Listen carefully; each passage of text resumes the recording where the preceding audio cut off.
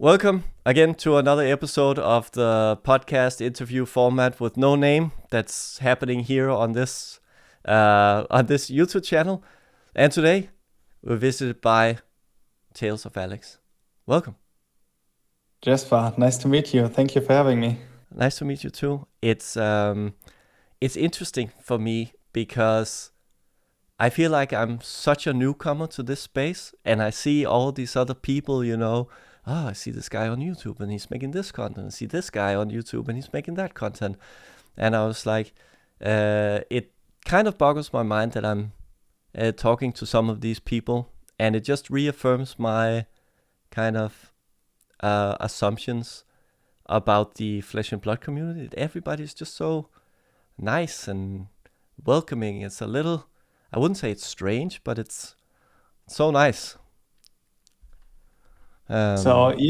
Basically, I know the feeling that you're describing pretty well because I still think I'm pretty new to the YouTube thing and to Flesh and Blood too. I mean, Flesh and Blood is really young TCG in itself, but like I'm really new to this too, and so I'm really happy to talk to you and get to know you. I also watched some of your videos, and I think they're really good. So I really enjoy the quality and the content.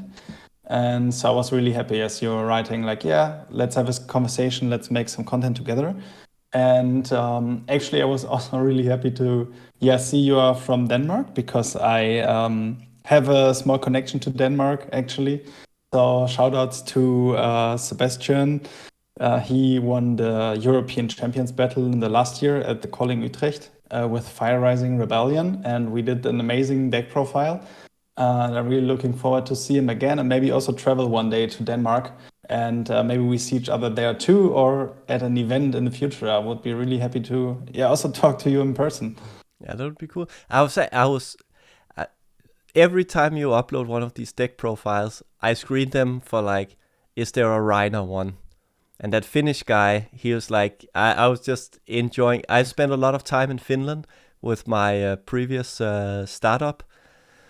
And he made me go like, perkele, this guy is so Finnish. It was, amazing. And the fact that he reached the top 8 with Rhino was just amazing. And then I was scrolling through and I saw the name Sebastian. And I was like, it's a 5 profile. And I was, in my mind, I was like, but I was thinking about the guy who's in the, Sebastian Kleiner, who's in the finals. I thought, wasn't he playing Usuri? And then I kind of skipped the thing. And then you said Sebastian from Denmark. I'm like, he didn't look like, because there's also a Sebastian who comes at the LGS where I play Armories at, which is what some of the best players in Denmark hang around there. But he must be from Jylland and the other part, maybe Aarhus or something. But it's good to see that the Nordics are represented there. I really enjoy that. The Nordics are fucking strong. I tell you, like, these guys are crushing it. Let's keep crushing it. The Viking, the Viking blood and spirit. For sure. So I want to ask you before, how did you come up with this this format for the Decktechs? Because I imagine, in my mind, like, it's a big convention hall. People are, busy, and you just show up with a camera and say, hey, motherfucker, stop right there. What's your name? Show me a Decktech. And what I'm amazed at is that all these people, at least all the videos I've seen, they're very like high energy, and they're really good at explaining, and it just has a really nice flow, and it's like, to me, it's really good content. And it's like, there's no staging of it. It's like one take. It's amazing. Tell me how you came up with that format. I want to hear. At first, appreciate the feedback about that, because it makes me really happy to hear that, because this is like the core content at the moment that I want to produce and that I am putting out from these events that I go to. And that was something I wanted to do from the beginning as I started with my YouTube channel, because I remember back then when I was a Yu-Gi-Oh player and attending locals and attending YCSs and stuff, and I was always watching out for these deck profiles. Like, exactly these styles as you were describing it, like in the middle of the hall after the event or even when the event was running, and to catch some information about good decks and about the experience from the players, because I was always a casual player in Yu-Gi-Oh!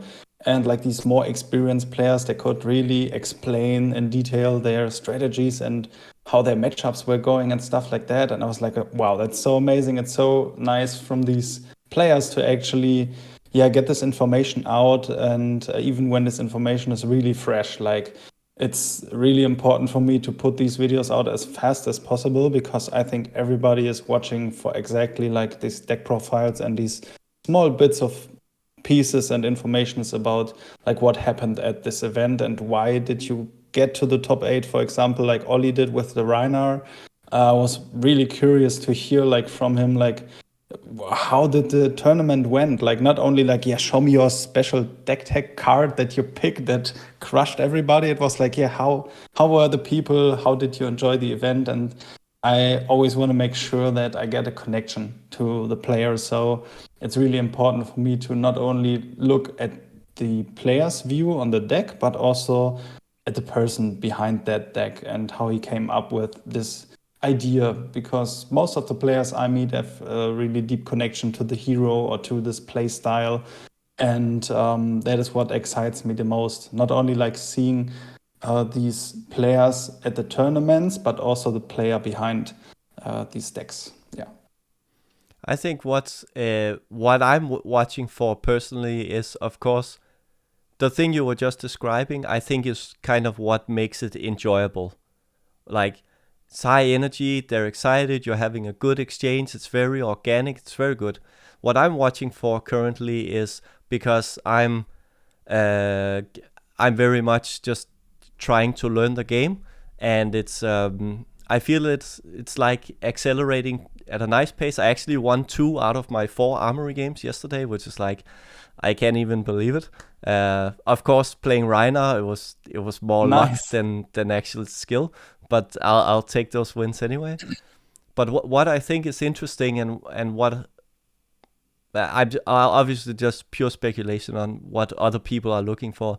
But what I find interesting is that they go through, like when they go through how they went to the tournament, they have these little bits of nuggets on, oh yeah, I played the dash matchup and this happened and I sideboarded like this, and it's like really important information for a player at my skill level, because I'm, for example, like sideboarding is not a skill that I have. Pitch stacking is not a skill that I have yet.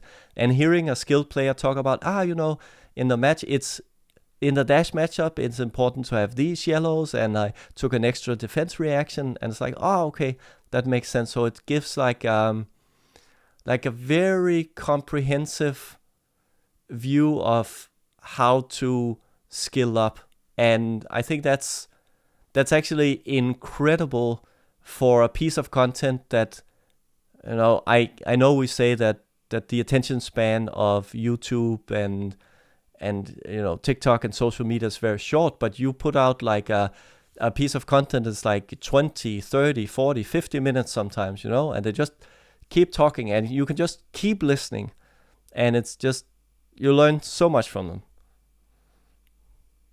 Yeah, I'm excited to hear that exactly this like learning and like these little bits of pieces that come out of these deck profiles are what you are looking for, because that's exactly what I want to achieve. Like get like for sure professional and pro players like some informations, but also like players like you and myself, like these players that are just entering or that are just there for the fun and for like the enjoyment of the casual side of the game, that these people also can get information out of this and are like, yeah, okay, like pulping is like the motherfucking king in the dominating in Reiner. Like that's a really, really good card, for example. And it's really nice to see also that, like in the example with Oli, that people are coming up with these heroes that are not like meta relevant at the moment, but they are putting in the work and they are putting in the love and effort into the deck to actually make it work, and then show up at a tournament and be like, yeah, I'm here for the first time. let's do it. And actually, I mean, Ollie is a really experienced player before Flesh and Blood, but he's pretty new to the tournament experience in Flesh and Blood. So I think it's just an outstanding performance, and I'm really happy that I could like preserve this moment for the Flesh and Blood community to watch it, because like I said, like I'm coming from a Yu-Gi-Oh background, and that's what I was really looking for, and I'm really looking forward to like looking out for these decks. That's what I'm doing at these events. Like I'm not even playing myself.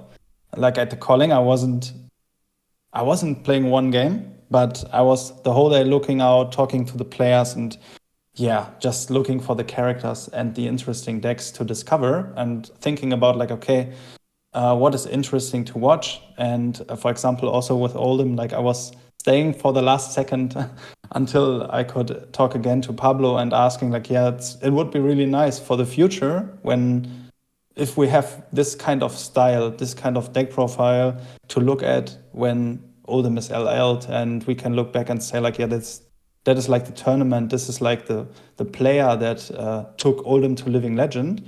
And in 5 years, we can watch this back just like 10 minutes after his last match. And in Yu-Gi-Oh, for example, I was looking for these deck profiles, for example, also for older decks, and people weren't doing this back then. For example, when the Yata log happened, I'm not sure how familiar you are with Yu-Gi-Oh, but None. maybe I have like a Korean Phantom blue-white something that I got in a deal with some Pokemon cards that I got graded, but it's the only, I don't know anything about Yu-Gi-Oh. Okay. Yeah, I don't want to touch on the details then, but I can just say that I would wish to look back at these deck profiles from back in the day when the first really big bangers in Yu-Gi-Oh were doing it at the events, and being like, okay, what was this person thinking after he has won with this deck? And then Konami decided to take this card on the ban list because it was too good, because this player figured out like, okay, how can I max out on the value on this card? And that's what excites me the most, like talking also to these people, like when they're, like you said, like in these emotions and in this hype state after their tournament or in the tournament even. I think it's also interesting. I was watching the interview yesterday when Flukenbox was doing the spoiler for the Dory card, and he was talking to Brian Gottlieb. And I think also these Decktechs are also like a testament to how, not, I wouldn't say like new the game of Flesh and Blood is, but how people are making these small changes and making these small experiments in like, oh, I found this interesting mechanic. It's that when you just do one or two of this, it can actually mess the opponent up because they think, oh, there are three, or just these tiny variations. And Brian Gottlieb talked about a lot about Shiana, for example, and like him saying, oh, I know a combination that would make her really powerful, but people have not discovered it yet. Yes. So this whole thing about the devs not knowing secret information or whatever, but it's just that the game is so deep and there are things that are yet to be discovered. It's like it, and it's kind of like this eternal format that just expands the card pool and will give this ever changing dynamic and new discoveries in the meta. It's really cool. Yeah, exactly. Like that is I was listening to this video on my way to work today too, and that was exactly one information that Brian took out that catched my attention really, because it reminds me of these days when I was entering back in Yu-Gi-Oh in 2016, and back then Konami released like sets that had meta-relevant cards for Blue Eyes White Dragon and Dark Magician. And I was really looking out, like these were my favorite cards from my childhood. And I was like, how can you make a deck work with Blue Eyes White Dragon to then go to a tournament and maybe top 16 or top 32? And there was a player in America, and he was interviewed in this deck profile style that I did now with the calling.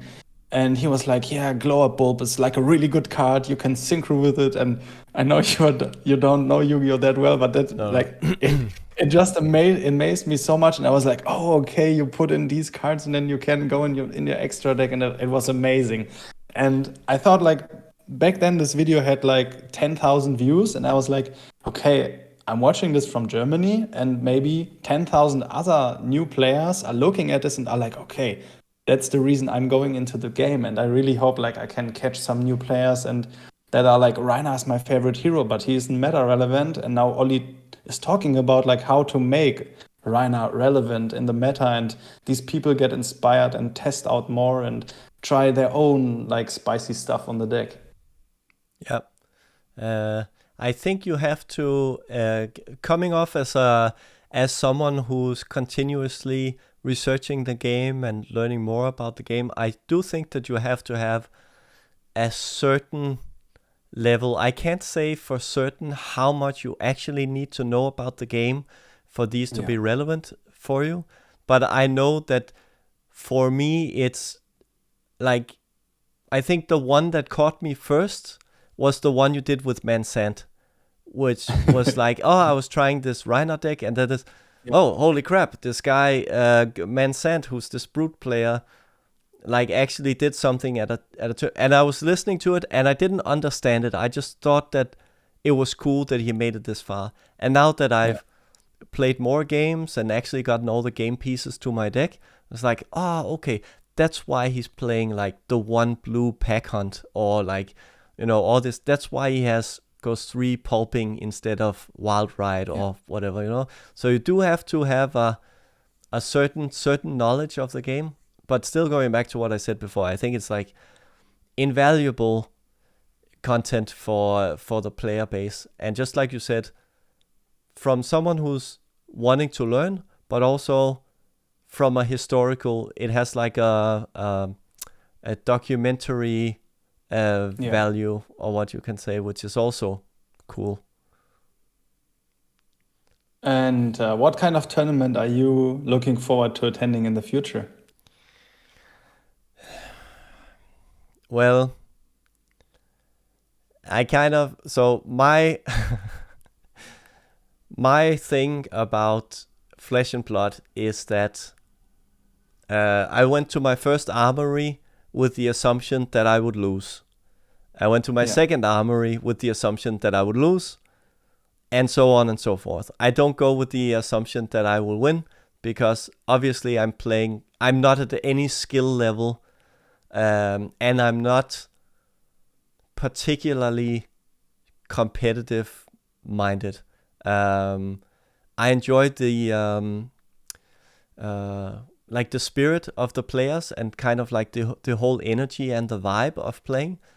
But I think I would kind of be more like you so I want to go to all the tournaments. I want to go to a Pro Tour. I want to go to a Calling, Battle Hardened, Road. I'm actually probably, maybe not confirmed yet, but doing something with the Nationals in Denmark. I talked to some people about maybe doing something. Nothing confirmed yet, but I will probably be involved there. And I think I'm more like you, to going there to make content, and because my first real connection to Flesh and Blood was with like before Staxwell got shouted out by James White. I was kind of communicating a little with him, and like, so his Discord and Riddlerman Gaming and all those people from the US are actually the people I connected with first. So it's like, I want to do a Pro Tour, I want a Calling, but mostly to make content. I have no delusions that I will win any game, but I just want to be there and maybe make content, document the atmosphere, and... Great. Yeah, you should definitely do that. And I think you, like I said in the beginning, you have an amazing quality on your videos. And I also really like the style that you are doing them in. So yeah, I would be really happy to see content from tournaments that you are doing. Yeah, it's like in terms of you said that you wanted to talk a little bit about filmmaking, so I think Yeah, sure. let's go on that tangent for now. Yes. I think, to me, and also like right now I'm in a unique position where I can spend basically every waking hour I have right now making content, because I'm working. For those of you who have followed the esports world, the company that I worked for, Copenhagen Flames, it went bankrupt like Oh, very suddenly. So at the end of April, I was like, yeah, pack your stuff. You can't work here anymore. And then just was like a few weeks before that happened, I started this channel. I was like, okay, I'm gonna try this YouTube thing, because I've been making content for other people and being forced to make it their way, and they would always say like, no, you can't. Your ideas are, you can't do that. Like, and I was like, I think it could work. I've been making content for a lot of years. I know a little about what I'm saying. So, and then I was like, okay, let me just do these things. And so what you're seeing on my channel, for example, and I would love to have a little bit more time to do even more production value. But I've now, at the moment, I'm set at a pace that I'm producing one video a day. And I'm going to do that for the next foreseeable future, until I don't want to anymore, or until I'm not able. If another job comes up that I will encroach upon my time. But it's like, I really enjoy, one of the things that really fuels my passion is that I can do what I want. And my quirky nature is slowly seeping through in my videos. The Twilight Zone inspired intros, the impression I did of this mobster in yesterday's video is like, all these things that people would say for years that no, it's too crazy, or like they don't want to watch this. The freedom in to be able to create for me is what really drives me. And like going through a day and then thinking about, actually it's a little annoying because I'm stuck with one camera now. I have 3 more cameras that's lent out to some of my other coworkers. And it's like, I have this idea. I was actually planning something. I don't know. How old are you? I am 29 now. Okay, so I'm 39, so I'm a little bit older. Have you ever seen Dr. Strangelove? Stanley Kubrick movie? Dr. Strangelove? Yeah? No. Okay, so yeah, and that's I don't know if it's one of my problems, but I'm referencing movies that a lot of people don't know. But I was thinking like making a whole reference to that movie with Peter Sellers. He's actually a Nazi that the US acquired like through Operation Paperclip. And he says all these funny things, and I was going to do like a spoof of this with Rudy, like giving me orders to buy stuff, and like I have all these crazy ideas, and he would go, "Oh, great leader! Oh, I'm going to buy!" And yeah, if you haven't seen the movie, it's falling on deaf ears, but it's like, Oh, you should definitely do that. Like, I love that idea. It's like what I'm doing with my filmmaking friends here in Germany all the time, like spinning ideas, like how we can mix up ideas that we saw in, basically movies from the cinema and take them and make like own ideas out of them. And I think like that's a really good thing if you are starting out on filmmaking or on YouTube, just to go out and steal ideas from other people and mix it up with your like own ideas, or mix 2 movies that are existing and put them together and make like something new out of it. And there's actually also one book that I read like since the beginning that I'm doing this as a professional, and it's called like Steal Like an Artist. and show your work. Like these two little books, they are amazing. Like for people that want to look out for how to steal ideas the best way and make your own ideas out of them, like you were just describing. And it's just amazing. I'm really looking forward if you do these things and then watch the original movie and see the parallels to it. It's amazing. Yeah, I just I don't know. I've always been fascinated with filmmaking. Like when I was in school, like I can't remember when it was. It's been like 5th, 6th, or 7th grade. I directed a movie, and it was like about these two crooks that go in and rob a watch store, and I was the cameraman and the director. And it's like I've always been fascinated about making movies. I'm not going to say I'm like a big director or anything. I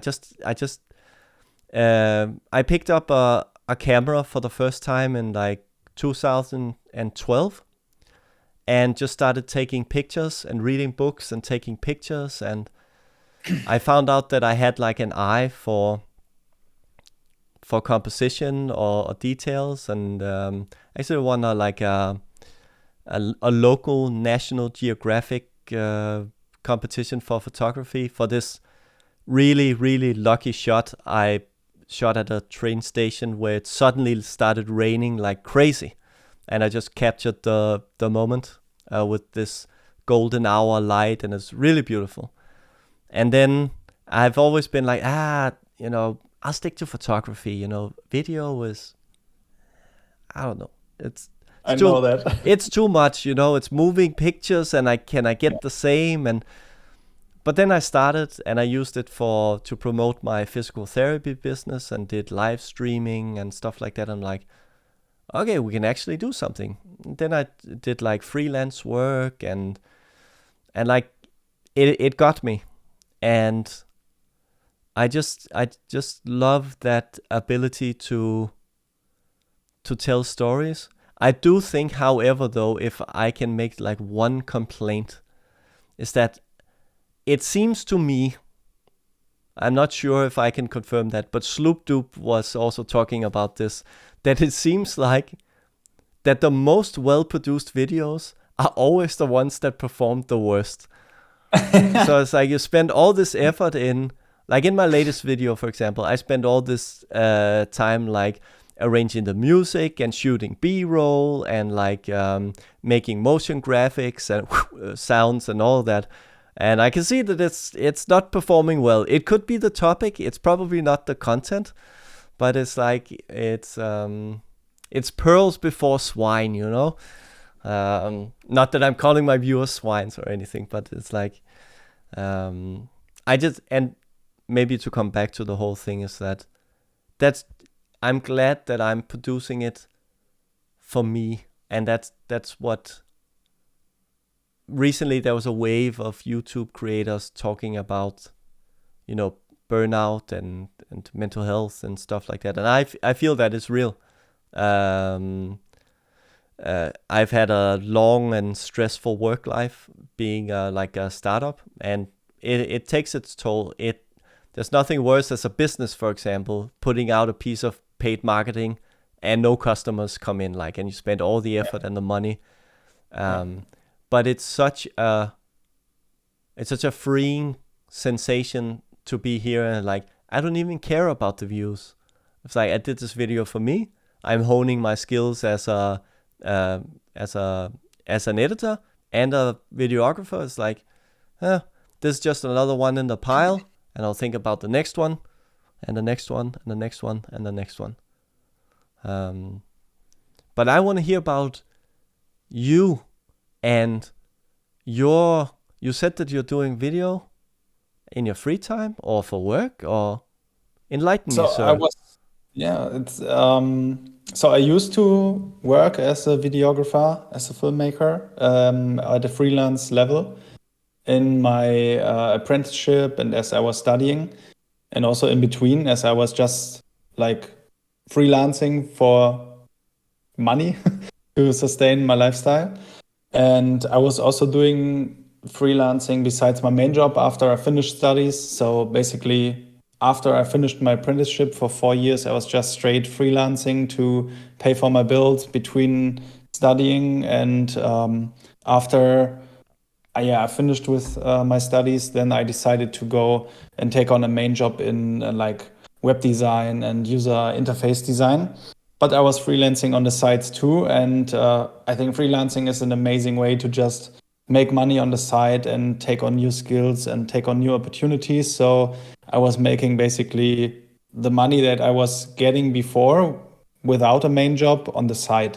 And that was something I was really interested in for sure, because I could level up my skills, but I could also, make money. And that's like a really amazing thing if you have a hobby or something that you're interested in, and you can not only do it for the passion, but also like make money off of it. I mean, you already mentioned it, like buying equipment is really expensive. And when you are a filmmaker, you can get stuck up in buying like the most fancy stuff. And that was for sure something I'm experienced with too. It's really amazing to try out new gear. But basically after working 3 years in a digital agency as a UI designer, I decided to quit filmmaking because I was fine with my main job. And I was also like, it's really your time. It's a time consuming hobby, and it's a time consuming freelancing thing besides your main job. And I wanted to just do my main job and then maybe come back to filmmaking later again. And that was my intention with the YouTube channel. Like I wanted to do the stuff that I enjoy, that I saw, and that inspired me in Yu-Gi-Oh! For Flesh and Blood and maybe other games too. So I'm not working as a filmmaker or an editor anymore, but I used to. Yeah. Yeah, I hear that. I'm trying to look around the room that I'm in, and I could pick up like 2 boxes with gimbals, or like a box filled with lenses or microphones, or it's like I am probably getting into a line of work where we'll be actually creating content. Maybe if things pan out, I'm interviewing with some people right now to make it happen. And I was actually, I was thinking, like, if we ever meet at an event, we need to do some kind of collaboration. For sure. Yes, I'm in for sure. That would be so cool. It's okay. Maybe we can get your opinion here, and I'll give mine afterwards. When I put out my first video and posted it in, I think it was in Stackswell's Discord, he was like, "Oh man, amazing quality! How can I get this quality?" And I'm like, well, you don't want to spend all this money. I can guarantee it. But what do you think? If people wanted to up their quality just a little bit, what's the most important thing they can do, and what pieces of gear would you recommend? Yeah, that's a really interesting topic. I mean, as creators, everybody that is like watching or that is like in some kind of way connected to this kind of stuff is like thinking about gear, because there is always the next most amazing gear around the corner. And the technology is so fastly evolving. I mean, we also have now all these AI tools and these fast editing tools that are like so easy to use and that are so amazing. And I think that is something that you need to look in, like these new AI tools, how you can like not only edit your tools, but how you can script your content, and how you can, like in the pre-production, make sure that the thing that you are filming is in some kind of way prepared, rather it is like the angle that you are planning to film, or like the composition, but also like the topic that you want to talk about, because I think that is what it comes down to. Like, as you already said, we have a really small time span, and when you are a new creator that is looking to up their quality, then that is something you need to look in, like the pre-production, I think, like the planning of your content, and also how you can maybe fasten up your your workflow, because that is really important, that you are not stuck with, oh, I need to set up the slide the 100th time, and I need to set up this small thing, and I need to set up this, and then you are taking like 3 hours to prepare, but then you are talking and like nobody wants to hear what you're actually saying. And also then, like we already talked about microphones, I think when you get like a decent microphone, like if you are looking to spend money, then definitely up the quality of your audio if you don't have a good microphone. But basically, like what I'm filming on now is also just like, it's just my phone. It's nothing special. Like, of course, it is not like a cheap phone. It's like an iPhone 13 Pro. So it's nearly as expensive as a Sony A7 II, I think. And but if you have already a good iPhone or another like mobile phone, then just film on that and not spend money on a camera. But also, like as we began this video, you already said like you have like a fill light, and that is something also like I think the lighting you can improve like without spending money. Even just get like a light that is standing around your room and put it up and light yourself. Well, I will say that if you can look in this eye, it's actually not a fill light. It's my one screen that has a completely white picture in it that I'm using as fill light. So it's free. It's actually it's free, and there are a million like small DIY filmmaking hacks, and there's like a ton. There's a whole genre of YouTube videos about that. And I agree with you about the thing about the audio. Like it's even in like traditional filmmaking, like audio is probably like the first biggest impact on the perceived quality of what you're making. If you can make good audio, I wouldn't say that the picture quality doesn't matter, but it's like it drastically increases the positive perception of your content. And I also think like you can do a lot with a good phone, but what people don't realize is that you can also do a lot with like second-hand cameras. So what I'm filming on, I'm filming on like a way too expensive camera. I paid like, when it came out, I paid like 2,000 euros for this camera. Completely worst investment in my life. And I've been actually doing this for 3 generations of Sony cameras. I keep thinking, oh, this next camera, it has the full frame sensor and the compactness, and it can do this, that, and the other. I get complete FOMO in terms of cameras. And I've learned through the years that that's actually a good thing for people who want to pick up cameras secondhand, because there were people like me who's constantly upgrading their cameras, and they need to get rid of the old stuff to acquire new stuff. And that means that you can get very decent cameras secondhand. And what I use is that I use a Sony like DSLR, and I use this little USB dongle that converts it to an HDMI signal. So I can just plug it in the camera, and I get like 4K or really crisp full HD quality on my webcam.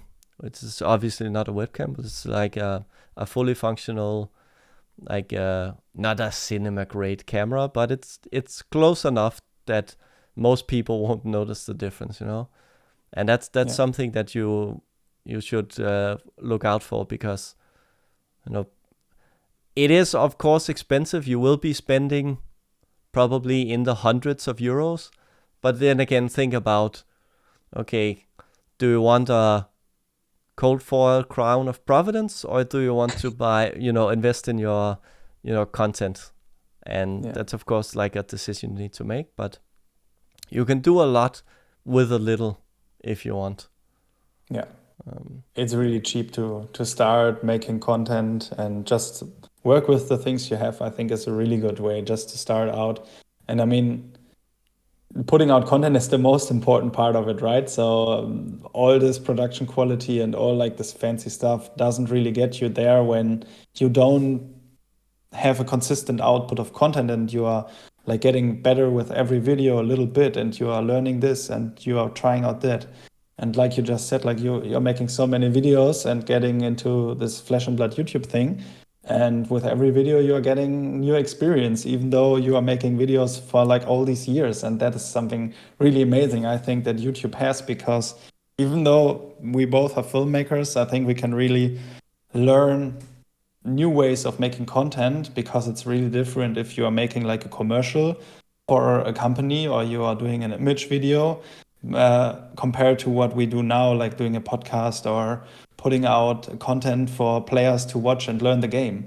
It's really, really two different sides of the medal, I think. When you said that, what popped into my mind was like doing production for like a corporate, like a big multi-million-dollar firm, and like the intersection between fab and like a really like a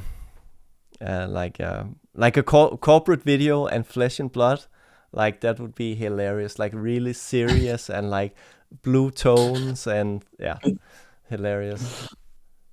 I see that, yeah. But I think one thing that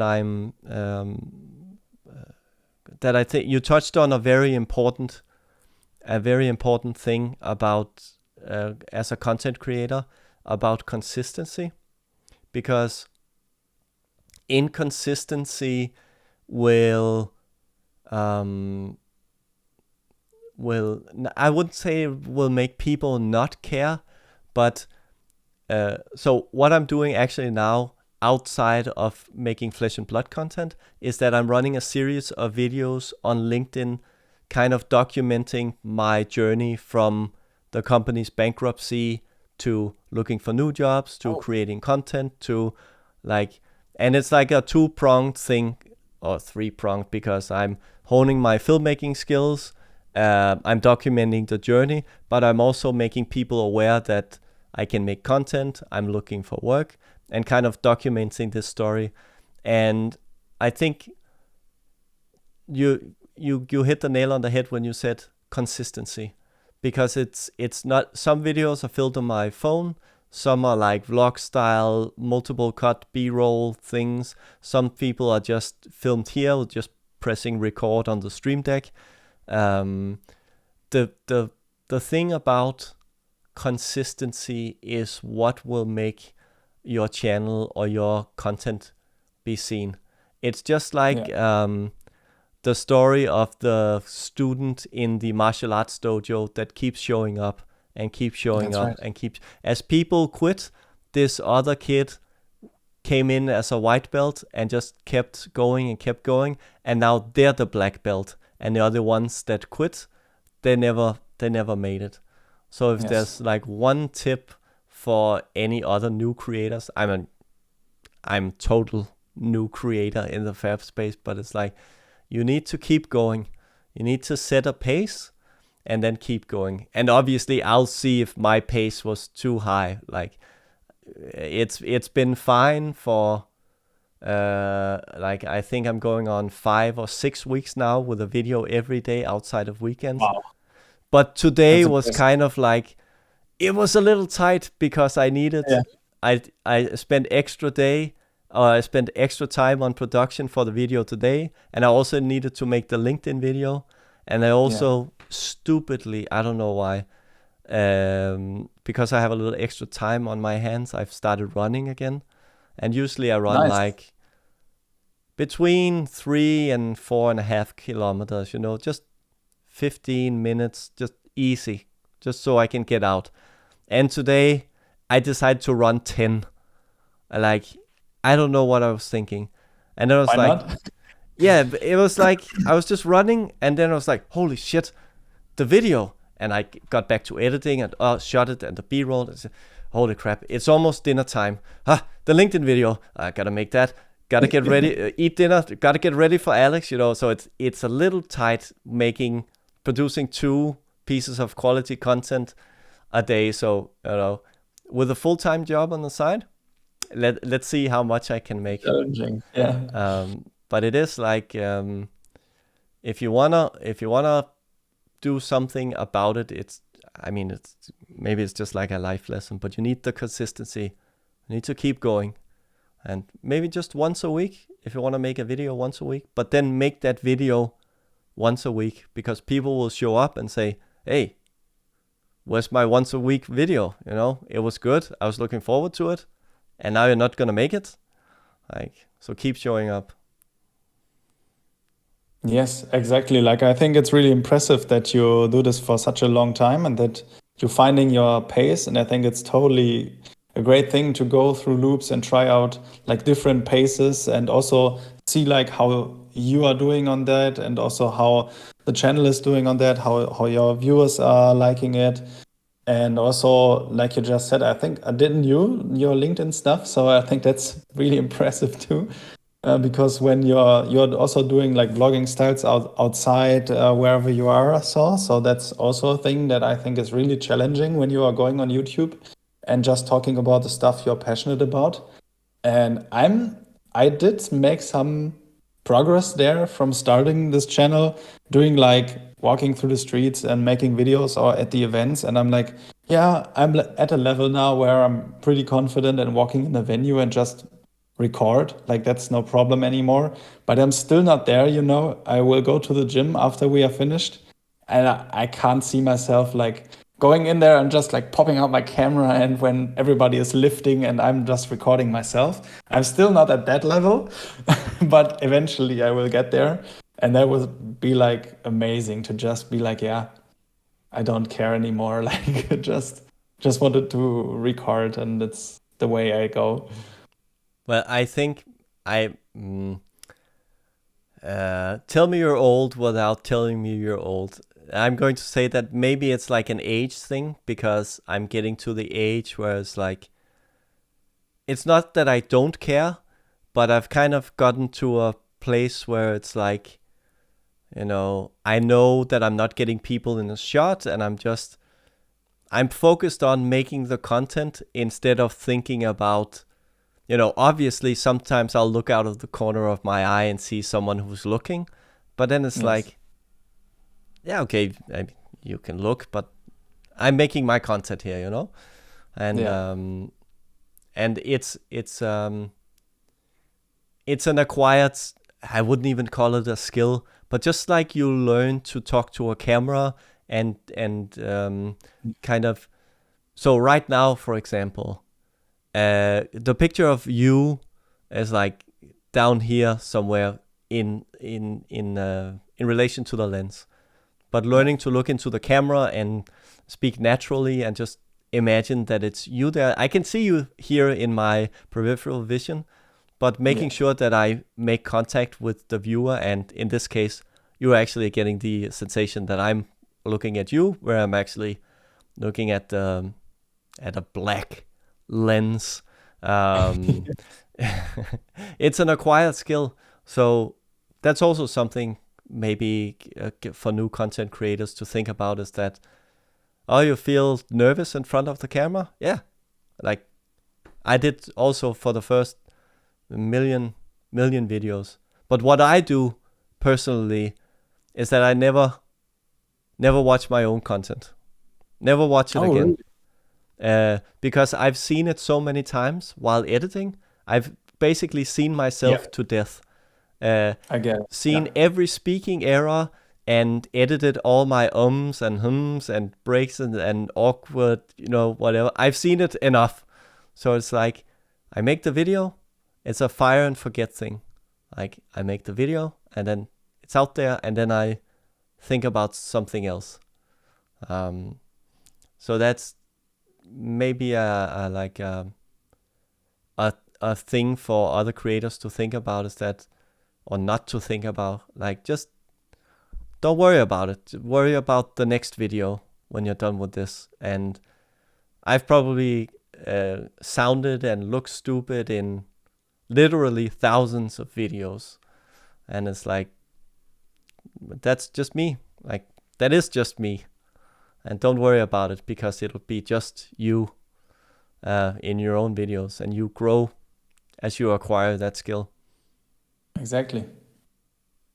Yeah, I think that's it's really fun and also really exciting for me to talk about these topics with you because we can relate in some kind of way about this like filmmaking stuff and also about the progress and about this YouTube thing. It's really amazing. How long have you been doing it? I think 1.5 years now, nearly one. Yeah, I started in like February, yeah, January last year, I think. Yeah, I uploaded my first video there. And in the beginning, I was spending like weeks on planning and editing my videos. So I was putting out sometimes one video per month, but then it was like super thought out and super edited and stuff. And I really enjoyed that. But then I was getting to realize that, okay, maybe I need to put out more often, more regularly. And yeah, now I try to get like a mix of like these fast stuff that I do in the tournaments and like edited stuff. Like, for example, from the Pro Tour, I was also putting out deck profiles. They are like immediately uploaded and nothing is edited, just like you said, like one take and boom, online. But then I also filmed like with the Wolfpack, like documentary stuff the whole weekend, and I will edit that for weeks and look like what I want to do with it. And it's also really fun. So you can do different stuff if you want, and if you are able to take the time on that. I think that's also like a question that you need to ask yourself, like if you're willing to take in the time, or if you want to do other stuff, basically. Like that's also something I really think it's important for creators to think about. Like I also like going to the gym, for example, and That also takes working time. out. Yes, so I want to do that regularly, like 3 to 4 times a week, and then I don't have time to edit a video every day. So yeah. Yeah. Maybe while we're on the topic of being a creator, I wanted to touch on the subject of metrics. And what was your experience starting a YouTube channel, the first time putting out your first video and kind of looking at the metrics? You know, how did you approach, you know, views and view time and likes and comments? And how can you like talk to your experiences on how it's affected you over time or how you view it? Yeah. So you already talked about like the downside a little bit on filmmaking and content creation. So you can get burned out, and there are like limits that you need to set yourself. And that is something I also needed to learn, and I'm also still in the progress of learning. So I think metrics are really interesting. And that's something I was looking into as I uploaded my first video. And as I got my first 100 views, I was like, what? I thought I'd get like 2 or 3 views, and now it's like 100, and it's like, whoa, crazy. And then it got like 1,000 views, and I was like, what? And you get stuck up in these metrics, I think. And so from time to time, I reflect on this and see like, okay, how am I consuming and how am I working with these metrics and with these analytics that YouTube are giving you? And you can also like install TubeBuddy and plugins and do this and that. And it's like what I've learned from my 1 and some months of creating now on YouTube is that like it doesn't really matter for the first couple of years, I think, at least not when you are new, because it's good that you are collecting this data and also that you can check it, but it just matters that you keep going and that you are trying new stuff. And what I like to do with the metrics and the data is like compare different styles of content. So in YouTube Analytics, you can like check different videos and compare like the view time and stuff like that. And also it's really interesting to like see what works and what not. So maybe there's stuff that you really like, but that your viewers don't like.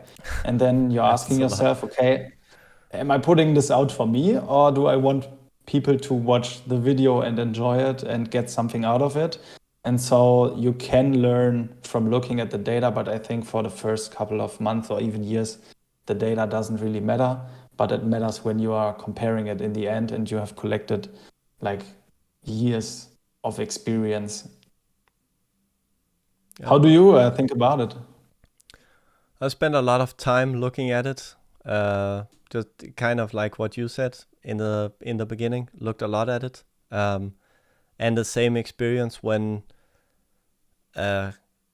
my first video hit 100 views. I make like a community post about it, like, oh my god, I can't believe it. Which is obvious. I mean, it's. I feel. I basically go to the to YouTube and my content creation here with the same attitude that I go with to an armory. Not that I'm expecting to lose, but I'm definitely not expecting to win. So every small success is like a win to me. But I remember in the start, like, I was, oh my god, the views have stagnated on this video. No, what am I doing wrong? I thought it was really good, and it's like, what am I doing wrong? I really got in my own head about it, which was, I wouldn't say it was unhealthy, because I'm now old enough to know when I'm kind of like getting in my own head about things. But I do also think about it like you, that as time progresses and you put out more videos, it's more like you learn to look at the analytics as a tool to analyze what's going wrong. For example, like, I posted a video recently which got the most views ever, like more than 1,000 views, and I was like, yes. Nice. But then I was looking at the the likes and dislikes, and there was like, holy, why there's so many dislikes? What's going on? And I made like, it was because I made like this fake apology video, and I would say that, I wouldn't say that I have acting skills, but I can put on a show, and I think that I just clickbaited people too hard, that they were actually expecting me to have done something bad. And then when I said like, I was misinformed about the whole Black Label history pack 1, here's some new numbers for you, there was like, click. You could see the audience retention was like exactly to the point where I break character and say that, okay, it's all like a big hoax. So I think it's an interesting thing to, exactly as the name implies, analytics is for you to analyze. But it's important to not base your self-worth on these metrics, because it's like, it's something that you can't control. It's other people. It's not about you. It's more about other people's attention span. At the same time, it is a lot about you, right? Because if you're boring, you make boring, drawn-out videos that don't have any editing, and you have a very monotone voice. The new Dust to Dawn said it's going to be amazing. Here's my speculations on what the Marvels will be like. It's like, okay, you can see actually the drops where people are dropping out of your videos, something to improve. But I think that for some reason, I don't know why, but Reddit has proposed that I look at a channel called Rate Me, where people will post pictures of them and ask Reddit to rate them from scale for 1, which is like, Reddit is savage. Like, I'm not there, I have to say. it's crazy. Like, they go hard, but what's interesting is that I remember when I was younger, one thing I always thought about is that I would love to see myself from the outside, like a whole day. Okay. So I could actually see what I was really like, because we have our own perceptions on how we are as people, and most of us think like, we're good people, I'm I make the right decisions, I'm kind to other people, and like, you will meet some people out there who think you're a piece of shit. Like, people who just don't, the way it is.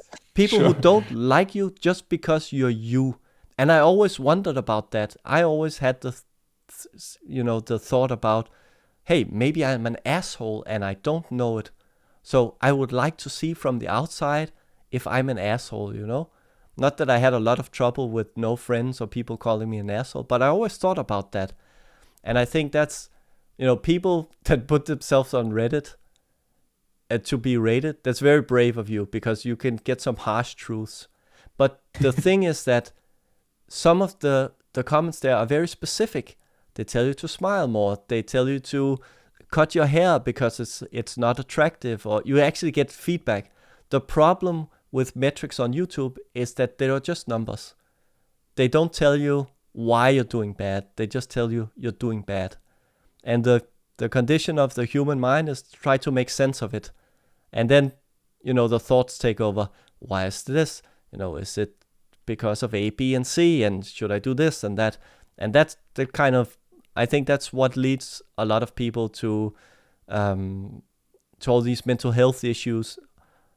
It's a complex topic, but it's like, I'm also actually a health professional. I'm a trained physical therapist, so I am in some capacity qualified to talk about this. But it's like, when the mind ruminates on these things, it's not a good thing, because there's no tangible answers to latch onto. They are just numbers. There's no one telling you to do this, that, or the other. And I think that's a problem with if you get too much into the metrics. Sorry for the long rant. Did that even make sense? In some way it does. So when you're coming back to your main point, I think that's basically what is really important when it comes to metrics and looking at data. But like I said, I also know creators that are not looking at the data at all. So it really comes down how you want to treat your YouTube channel or wherever you are putting out content, and how deep you want to go in it, because the data doesn't really matter at all when you're looking at it and don't act on the data, because like you said, there's also feedback that you could receive from talking to viewers or getting comments on your video. And I think personally it's a really interesting topic, because I'm working as a user experience designer and in product design. So I'm used to doing user research and interviews and also data-driven design. So I like to dive into these topics because they interest me, and I actually can, from my experience, kind of leverage for my job. So it's really interesting for me. But if you don't like data and feel like getting stuck in the data, then just don't look at it at all and just keep on producing. That leads me to another good question. At least I think it's a good question. Let's go. Tell me about what does your creative process look like? How do you know what to make for the next content piece, or how do you come up with it? So the last 10 videos that I put out were deck profiles from events. So I think I've already gone about that. So for the Pro Tour, it was foreseen that I will do some kind of deck profiles with the Wolfpack in any shape or form. So I didn't knew with which player, because I was getting to know the team in Baltimore, and I didn't knew most of the team before. And so I just said hey, at any point, when someone has time and it makes sense to produce a deck profile, let's do it. And I asked a couple of them, and it ended up being on Brody and Andrew, which I'm really happy about, to have this really in detail Lexi deck profile with them, because they're also testing together, and it's pretty interesting for me to have two players talking about their decisions together. But when it comes to producing videos, when I'm not at tournaments, it's pretty not random, but it depends on the style. So I think I'm still in the process of trying out which kind of formats and which kind of content pieces do I want to produce on a longer scale. So I actually have not a template, but a way and style of doing videos, for example, this, sitting in front of the camera. And I think that will also shift when PvE comes out, or I play more casually, because I really don't do deck profiles myself. I'm not the deepest player. and also doing like stuff like we are doing now. Like I'm really unexperienced with like recording online and doing like these streaming things. My internet connection is basically shit here where I live, so I can't really do streaming, and I can't put out the quality that I want from this. So that was something I needed to experience, and I think that is just like my way now. I take like the skills from filmmaking and trying them out on YouTube and learning along the way. Like, yeah, that's just like the creative process at the moment. Yeah, and I mean there are no right or wrong answers here, right? It's each has their own way. It's actually funny when I reached out to you to have this talk, and we were talking about like, oh, do you want to come on my channel or should I come on yours? You know, what are we doing here? And you were like, yes. I had a set of questions that I wanted to ask you, and you were like, no. Yeah, this has been covered. I don't really want to talk about it. But you were like, I see you're into esports, and you know, would you want to talk about this, that, and the other? I was like, well, why are we even doing this on my channel? It sounds almost like you're interviewing me, which it was an interesting process to actually to get you here. But I wanted to, maybe to shift the topic on maybe talk about esports and TCGs. Did you have anything like specific in mind, or should I just start rambling? I'll stop rambling and let you. We're talking for the first time, right? So that's something also that is always amazing. Like when content creators meeting for the first time and then they're recording themselves. So for me, it's really interesting to just hear like, what was your role in esports? Do you have anything to do with it now? Because you already told me that like, yeah, basically the company went bankrupt and now the ways are shifting. So I'm really interested in just hearing like, what was your job like and what amazed you about going into esports? So actually, back in 2000, and I basically made my own physical therapy clinic back in 2018. And had that all the way up to 2018, so 2008 to 2018, where I sold my clinic to actually one of my employees. But back in 2015 or 16, we were talking about diversifying and maybe branching out into esports. So like physical performance, physical therapy, diet, coaching, mental things, stuff like that. And me and my coworker, we started to do consulting for some of the Danish esports organizations. And we were doing this for like 2 years for free because it's a little known secret, but a lot of esports organizations don't actually have a lot of money. They are fueled purely by sponsors and investors who are willing to pony up the money. So obviously, it's not like they had ill intentions, but they really didn't have the money to pay. But then I was like, okay, if we can't get any money from it, let's do like a podcast or a stream.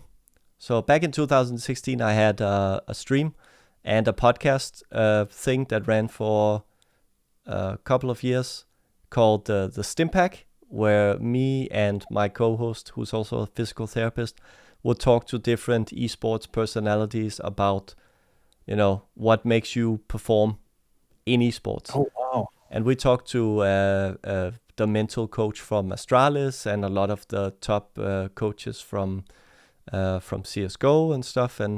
But it never went anywhere. We didn't have a big following or audience. And I always wanted to get into esports. And then I was doing a tech startup with virtual reality and physical therapy on the side. Kind of like, again, trying to diversify and look at what future technology could bring to the space. And that basically didn't pan out either, because getting investment for something that novel in the Nordics is very hard, because Nordic investors are very risk averse, so they didn't want to like put their money into something that was an unsure thing. I thought it was a great idea, obviously, and a lot of people can see the gamification, parallels, and you can measure stuff. But anyway, it never happened. And at one point, I was like, and I was paying for everything out of my own pocket, and it was like, okay, I can't keep doing this. I actually need to get a job. So I asked my co-founder to say, hey, you need to take the wheel for a moment and I need to get a job. Then I was looking for a job and then I saw actually that at Copenhagen Flames, they had a position for a content creator, like a SoMe manager, I think. And I applied for that job and didn't get it. And this has been a standing joke between me and the guy who actually got it. I was like, motherfucker, that I was supposed to get your job. But then later, there was an open position for the education department, which was basically just an entry-level job in customer service. So they had like an education department where kids would pay to receive like coaching in Fortnite and CSGO. And they were basically experiencing a large growth in the numbers. And the person who was at customer service, she had to finish her master's degree. And they're like, can you come in and do this? And I said, yeah, sure. It's there are a lot of parallels. I know the esports space. I've run my own businesses. So basically, I came in there and I streamlined their onboarding services and did a lot of marketing things and a lot. And basically wrote that whole pandemic boom from like 200 students to like 800 students. Wow. And then obviously when the pandemic stopped, we had a lot of trickle out. So we spent a lot of time, basically the whole 2021, 2022 on like, this is like a business development, but customer retention loops and marketing strategies and email flows and email automation and all that kind of stuff. And outside of that, kind of being responsible for since I'm a trained physical therapist, I did a lot of consulting with the health side of the education part. So I helped train the coaches and trainers in how to convey health concepts to the kids. And also I do have like a diploma in some coaching stuff. So I'm also all about like mental training and stuff like that. So we got that built into the trainers training on top of all the things they have to know about Fortnite and stuff.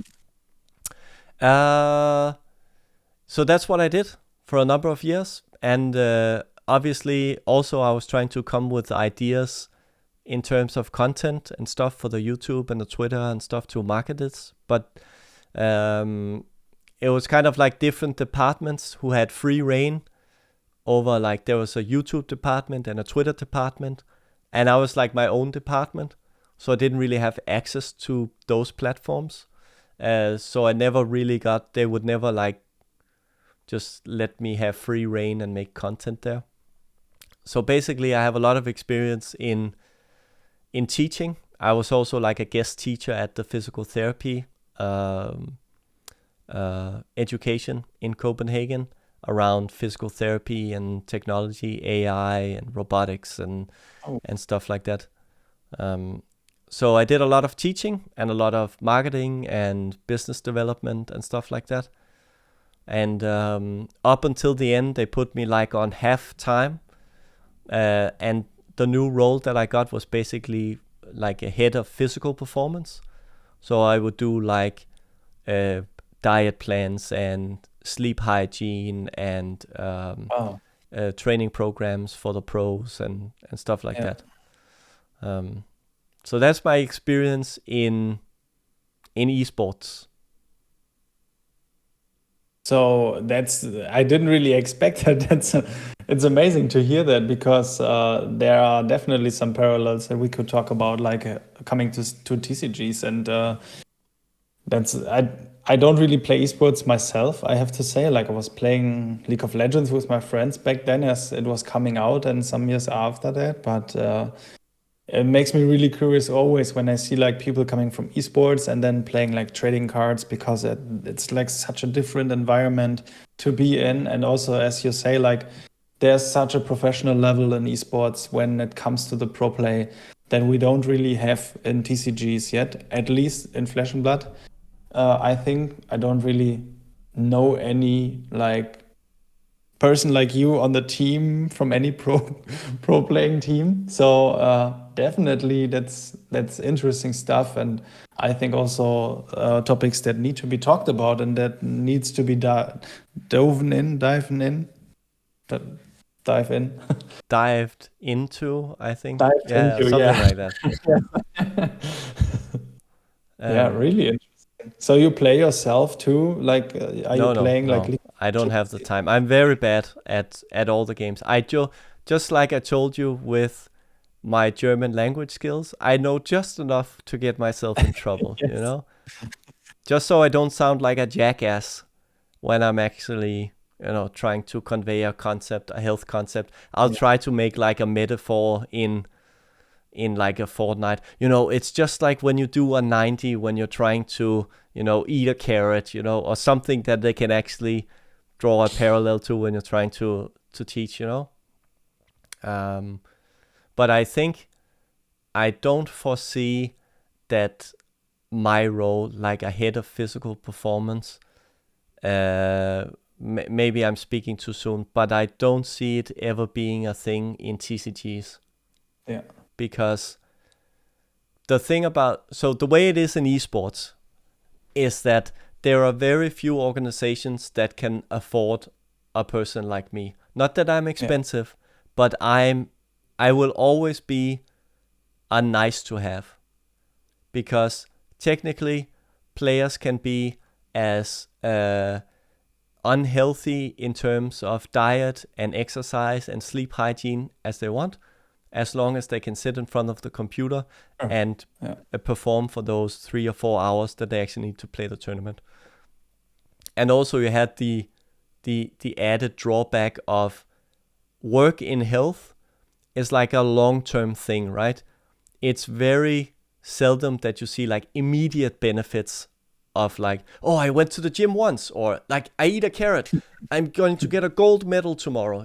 It's like a long-term thing, and it's hard to quantify the effects of that kind of work. And because a lot of esports organizations are very strapped for money, they're like, it would be nice if you would work for free, but outside of that, we can't really afford to pay you unless you can fill some kind of other role. And if you see like one of the big teams in Denmark, which is also in very deep financial trouble, it would seem, called Heroic, they had like an I think it's an osteopath or a chiropractor. I think it's an osteopath. He transitioned to a higher up role as well. So you will never see in traditional esports roles like mine being a tenured thing, because esports as it is, it's not a profitable business. You think it's a profitable business, but it's really not. Like Copenhagen Flames, as I understand it, has been one of the organizations that has been as close to profitable as is humanly possible, because they had an event department, a content production department, an education department that actually made money. And for 1 year, they made profit, and I think like the profit was €100 or something, which is amazing in esports standard, because all the other big organizations, they're one big money pit that is filled or like fueled by sponsors and investors. And if you notice if you follow esports, notice how many of these companies right now are taking betting and gambling sponsors. When they do that, that means that they are running low on money. And one thing that I'm very proud of to say at Copenhagen Flames, they never took a sponsor from a gambling company. And obviously this is one of the reasons why they couldn't stay afloat, because not that a sponsor from a betting company is illicit or illegal or whatever, but it's sending a signal, and gambling is a hazard, and they just didn't want to touch that. And that's when you then look at TCGs, for example. One of the reasons why something like Counter-Strike has such a big viewership is because people, it's fairly easy to watch, because you can understand what's going on. This guy has a weapon. This guy's throwing a grenade. Now he shot him. Now he's dead. Now he's planting the bomb. They have 10 seconds to defuse it, and then they win or lose the round, right? The barrier to like, I don't ever see like a TCG breaking into like big viewership and sponsorships, because like it took me maybe 6 to 8 months of just constantly looking at Flesh and Blood games to appreciate what was going on. And still now, I don't understand all the mechanics. Even the casters at the Pro Tour, there was like an Oldhim game versus at the finals game between Mara and Michael Feng. The casters are like, yeah, we won't really know what's going on until the last popper is played. And that would be like an hour into the game, right? That's not a very good like a viewer experience if you're new. Like if you're very into the game, it's interesting. Oh, I played this and he's pitch stacking, and now I can see like 20 turns ahead that he's going to win now, you know. But the casual viewer will be like, they've skipped away a long time ago.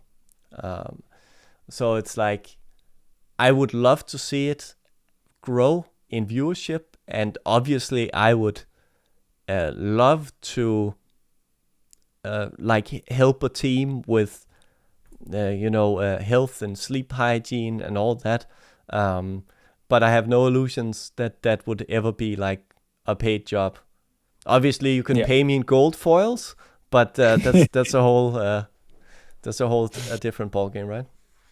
I mean, if anyone is still up and watching, that's like write in the comments if you're interested in these topics, I think, and Jasper can for sure make some videos about that. Like I know Matthew Fawkes, for example, also like talks about like health and mental stuff and training out as a TCG player, but also just everybody that is interested in it. And I know for a fact that people are reaching out to him and want advice, or at least want someone to talk about this. So maybe make some shorts about it, or make some small videos and see how pro players are reacting. Yeah, maybe that's I never considered it, because I considered doing it at Copenhagen Flames, but it was like there was never really time. I was actually at the end of my hiring there. I actually they let me have a YouTube channel. It's like, okay, Jesper, now you can just go. You have time, make your content. And I had like the mental coach come in, and we like shot 3 or 4 videos, and I shot like a really cool intro, like really cool like swish cuts and like Dutch tilts and all kind of glitch effects. It was really cool. Like, and I had the purple and orange lighting in the background. It was really cool.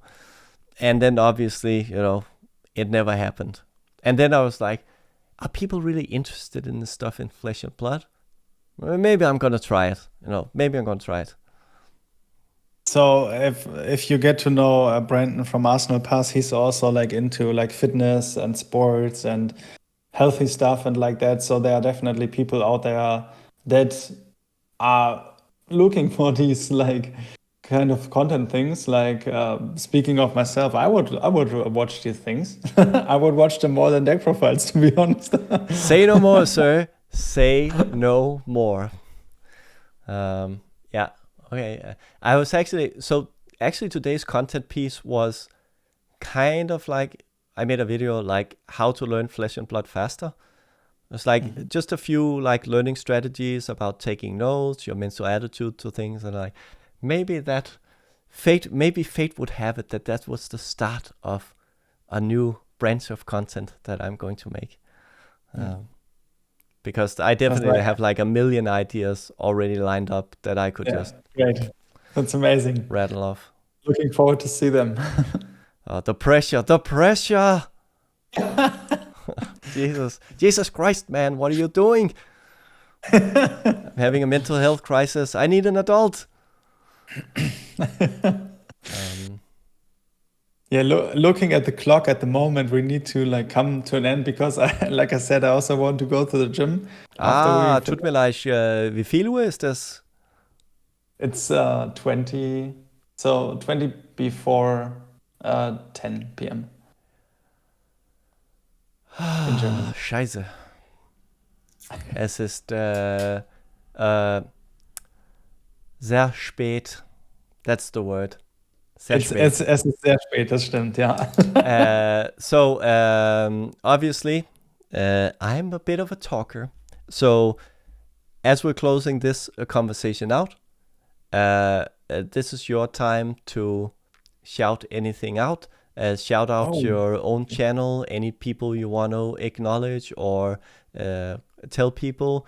Have a few moments to just go ham and say whatever you want to say, sir.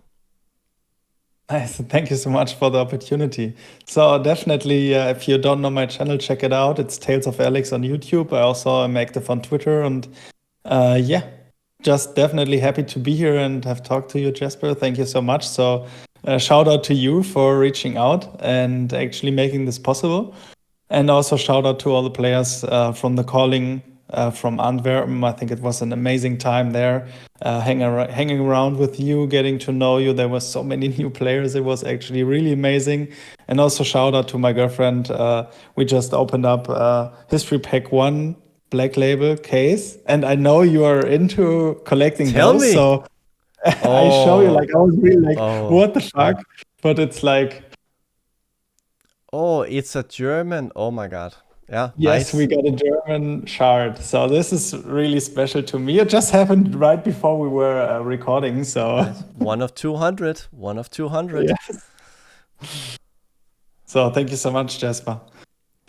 No worries. More than like I said, every one of these conversations is a blast. Like everyone's so welcoming and nice, and I'm happy to do it. So we're going to close out this nameless podcast format once again. Hit the like button, the subscribe button, and see you guys in the next video.